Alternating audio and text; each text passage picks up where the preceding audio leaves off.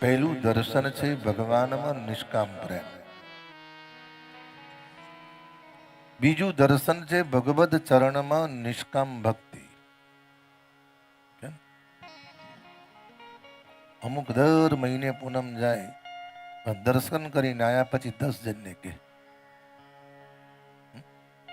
અને એટલું નહીં, તમે જુઓ શ્રાવણ મહિનાની અંદર સોસાયટીની અંદર એની કથા, એને ત્યાં ભાગ સત્યનારાયણની કથા કરાવે ને આખી સોસાયટીમાં કે અમારે તો અમે જ કથા કે સોસાયટીમાં કોઈ કથા ના કરાવે. તાર બીજું કામ શું છે? તાર નિષ્કામ ભક્તિનું દર્શન એ છે જે પણ ભક્તિ કરો, જે પણ કર્મ કરો, ભગવાનના ચરણે સમર્પિત કરો. એક વસ્તુ અનુભવ કરજો, તમે રોજ સવારે ભગવાનની સેવા કરો, ભગવાનનું ભજન કરો, ભગવદ ભજન કરો છો ને, ભગવાનના ચરણે જે પણ કરો ભગવાનને સમર્પિત કરી દો.